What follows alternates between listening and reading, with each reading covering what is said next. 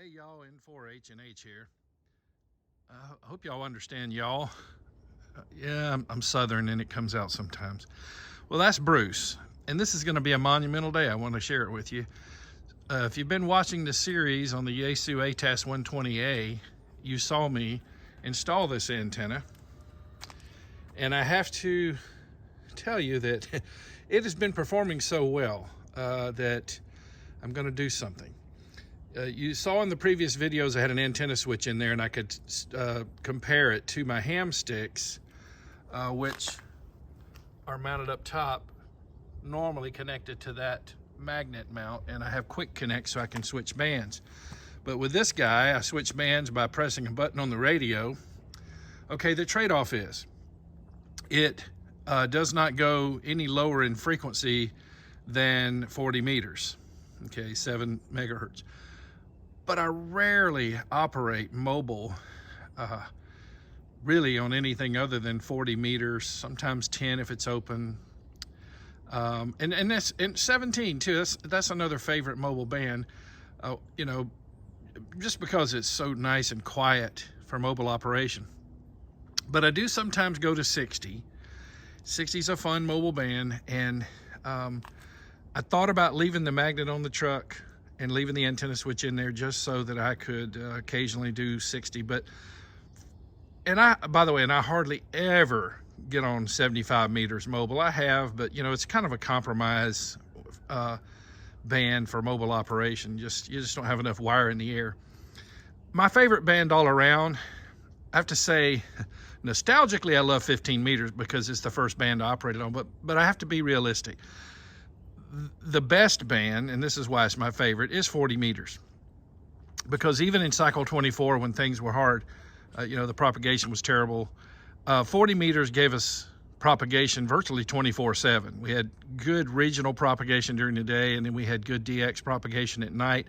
And that continues to be the case even now in cycle 25. So 40 meters, if you've got to pick one band and one antenna to make for ham radio, I would say start with 40. And so for mobile operation, I would say 90% of the time I keep a 40 meter antenna on the truck. But now what's happened lately, since it's much easier to change bands, is I've been operating 10, and I think I've done 10, 15, 17, and 20 mobile. And I know 12's been open sometime too, because KB9JQU, Kurt, who does a lot of POTA activations, wow, he is just cleaning it up out there in South Dakota right now, giving people these rare parks that they haven't been able to get before. Kurt's been working Japan and I mean just all of Australia with his ATAS-120A mounted about where mine is, and an FT891 in his pickup. So you know, it's proving to be a great antenna all the way around. I felt like 40 meters was going to be a compromise, and I told y'all that in the one of the earlier videos when I compared it to the ham stick. But in that particular case, the people that I was, the two stations I was talking to in that test, that was the initial test, were in the null of this antenna. So let me explain what I mean by that. You see where it's mounted? So it's going to have the least coverage out the front left of the vehicle, because there's not much, look at the truck, not much of a ground plane, not much metal surface to use as a ground plane, reflective surface. So it's going to have the least signal out the front left of the vehicle. Now it's going to be really, really good toward the right rear, because it's got a whole lot of metal to reflect off of toward the right rear of the vehicle, and it does pretty well to the right side. As you look at that, it does pretty well to the direct rear. So really the only significant null is to the you know, out the left front of the truck. And as you're driving down the road, you're making turns, you're changing, so it's not that big of a deal. You know, you change directions. And so those same stations that I had talked to in that initial test, I actually worked a week or so later while I was driving, and in every direction except pointing at them, meaning that they were northwest. When I had the truck facing north, they said I dropped, and they dropped too. But when I, any other direction, I went up.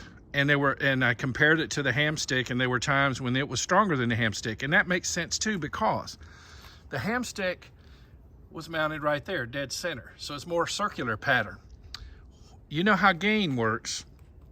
If you lose gain in one direction, you know, what a beam does is, and I shot a video about this, if you look for the one where I'm holding a balloon, where I talk about how antenna gain works. You borrow from one direction and add it to another. So out the right rear of the vehicle especially, the ATAS-120A wins. Even though the hamstick is 7 feet tall and was sitting up here on top of the vehicle. But out the right side and the direct rear, they were about equal. So and now if you want to put some numbers to it, you know, it can vary by conditions. But in the case of the guys I was talking to when I was driving around, it was about 2 S units difference when they were in the null of this ATAS-120A. So you know what? I'm going to take that for a matter of convenience, and I'll tell you what that convenience is.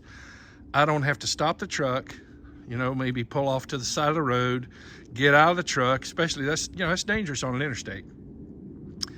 Go to the passenger door, open it up, hop up there, get the antenna off, which I do use quarter turn quick disconnects, but you know, then open the tailgate, then they'll go get another hamstick out of the back, put it together, because I've got them broken down into 2 pieces so they'll fit in the bed of the truck. Put it together, then come up here. I mean, it's not a big deal, I hand tighten them, but just screw it together, then come up here, then put it onto the mount so I can change bands. That's one convenience. The other convenience is I can't take Bruce through a car wash with that up there. So now I'll show you here in a second what's going to make me be able to go through a car wash with the ATAS-120 on here. So just bear with me. I'll be right back. Okay, so I've removed the ATAS-120 antenna. I don't tighten it with a wrench. I just hand tighten it. So I just took it off. By the way, there it is. You want to grip it here. Okay. There are a couple of spots here for a wrench if you can fit one in to get it, but I don't want to tighten it that tight, because when I go through a car wash, see this Diamond K400C mount. Now the K400C has 6.5 feet of RG316 coax. That's what I'm using. The K400S has 13.5 feet. So if you're going to, put this on your trunk, then you're going to need the K400S. I didn't have very far to go through the firewall to the radio, so the K400D worked, and that gives you the UHF connection. Diamond makes them with NMO and other connections. So I needed the UHF, which is the equivalent of an SO239 there. So Diamond gives you this little cap. So when I want to go through a car wash, I'll just screw that cap on. And when I'm finished, I'll just take it back off again, and I'll put the antenna back on. I'll go ahead and do that here in the video. So here comes the ATAS-120A. Trying to hold it with one hand and film too. Okay. There we go. So I'm only going to hand tight. Just snug it, as we say here in the South. Snug it up. Okay, just a little bit of a snug there. So that's what I can do now. So I'm going to take, here's the monumental thing I'm going to do. I'm so confident in this antenna now. I'm going to remove the magnet and the coax and the antenna switch. And on the occasion that I want to operate 60 meters, which would be the only other band I would really care to operate, I can just temporarily put the magnet back up there, bring the coax through the window, the door, whatever, and I can do that. So it's not that big of a thing to give up, and then I'll be able to take my truck through car washes again. All right, so what I'm going to do next is I'm going to get the camera focused, and I'm going to show you, let you experience this with me. I'm just going to remove that thing. Okay, so I'm in the truck. Going to remove the floor mats. Time to empty that. I forget what those are called, but that other mat. Now, down under here, you'll see some excess coax. That's part of the extension that's coming in off of the RG316 that's going up to the roof. Let me show you right here. I tucked it in this gasket here, so it comes down, goes into the dash. This is the wire from my diamond. There's a K400 for an NMO. That's the let me get that up there. That's the VHF UHF antenna, the NR770, that I've featured in other videos. One last year where it got knocked around pretty bad by a tree limb, low-hanging tree limb. But it's okay. That's been on the truck since, well, 2005. So so back in here, I'm going to unscrew the coax. I'm gonna get this cable out of the way. That's the cable that goes to the radio from the FC-50 tuner. Now with the ATAS-120A connected, you don't need the FC-50. In fact, you can only use either or. So the FC-50, you know, it's just because of this system here where it's mounted with the radio.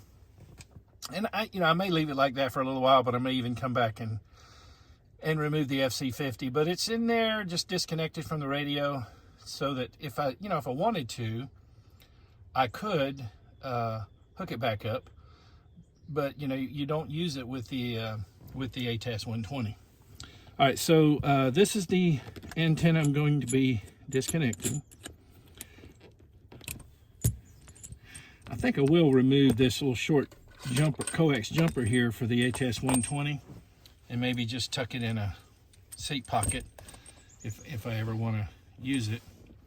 And maybe I ought to go ahead and unplug this cable too, and I'll put it with the jumper in a seat pocket. Behind the seat, there are these pockets I can put them in. That's where I tend to store adapters. So I'm also going to no longer need this.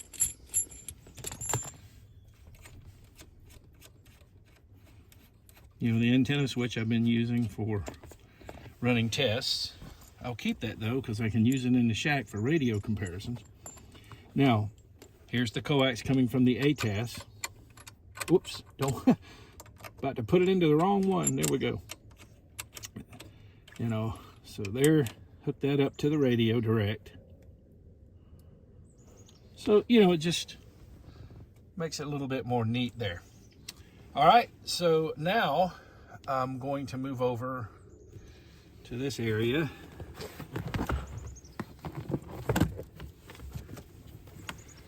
Trying to remember where I put that. There it is, right there.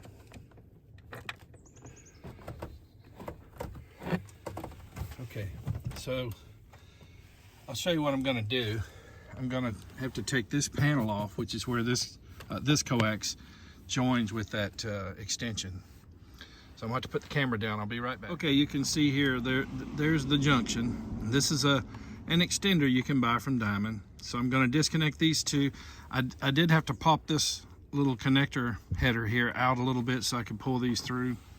I could have waited until I pulled the magnet off, but I want to wait and do the magnet last, because I've got to get this through this right here. I got to get this cable through this little seal here. So I thought I'd disconnect this first. Okay, bear with me a moment while I do that. I can't do that and hold the camera. Okay, the coax is down. I'll roll that up, and I will probably also tuck this in the truck somewhere, maybe in the back, in case I ever wanted to use that, magnet. See if I can do this one-handed. So I plugged this back in, and I didn't unplug any of the wires. I just pulled. It's got some clamps on the end you can press, and I moved it out of the way. And then I'll put this panel back on. And then here's the coax that I'm going to now pull through the seal here.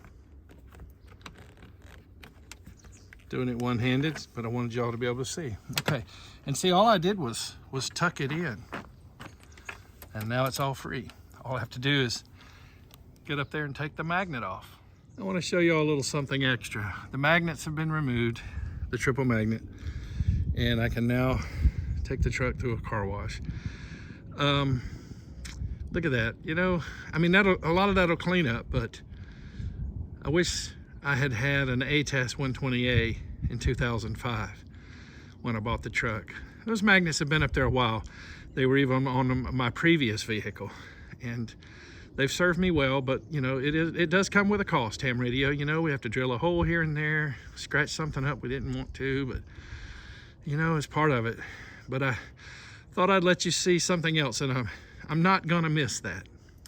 So I thought I'd let you guys tag along, see how this works.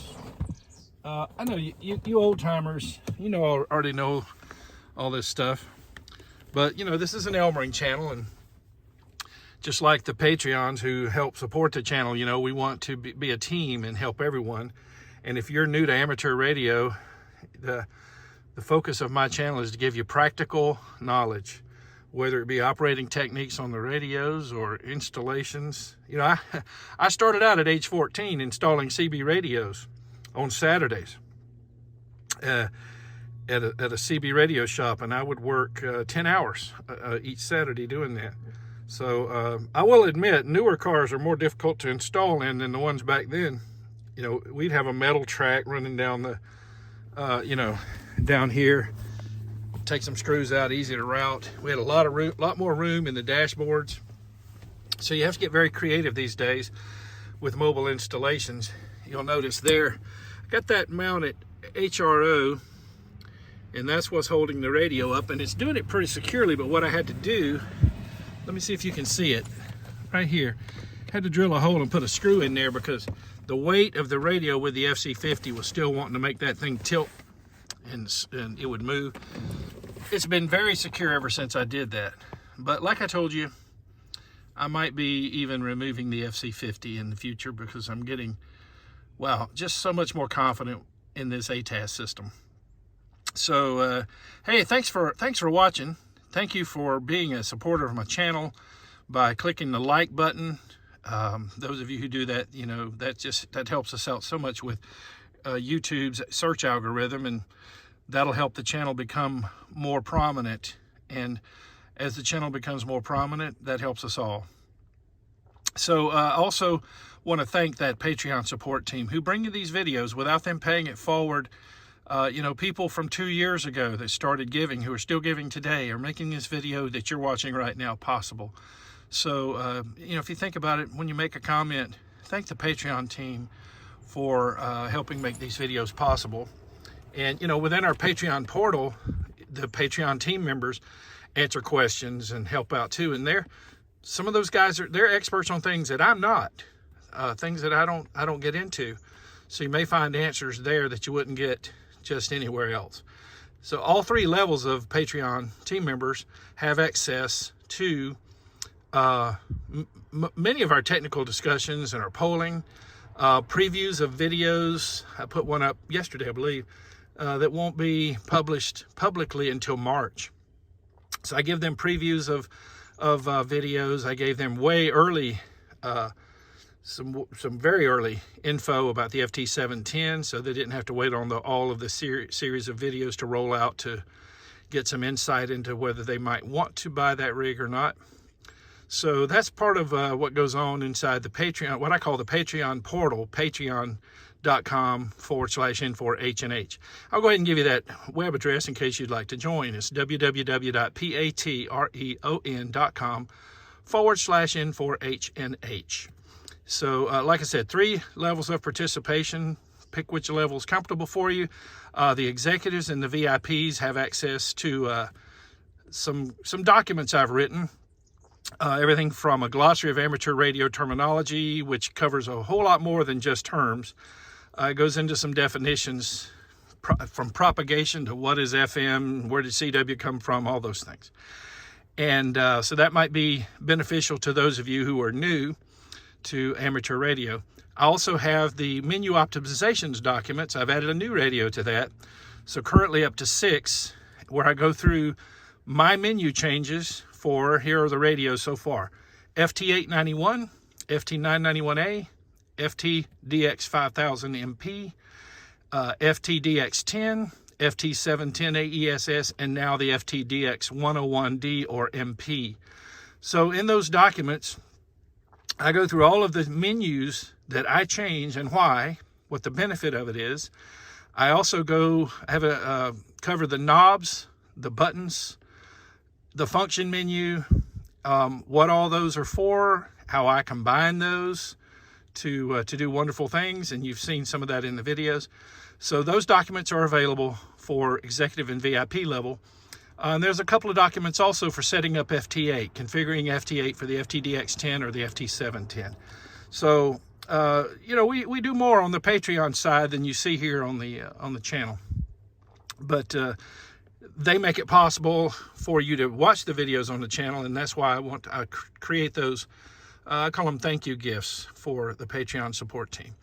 And again, if you would, click that like button. That helps us out with YouTube. Consider subscribing to the channel. If you do subscribe, be sure to click the notification bell so you won't miss another video. I generally put out 2 a week, sometimes more. Depends on, you know, what's going on at the time. If I have something I want to share extra. And so do that for me, please. And if you would, post a link to this video on social media, text message, email, or phone a friend.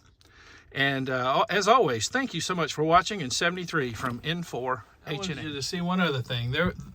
There's where I store the ham sticks. Each has its own case that they came in.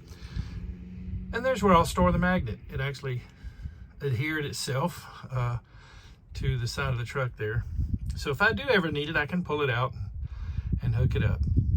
All right, just thought I'd show you that there. Yep, my tool bag. I carry a tool bag all the time. You never know. Might need it when you least expect it.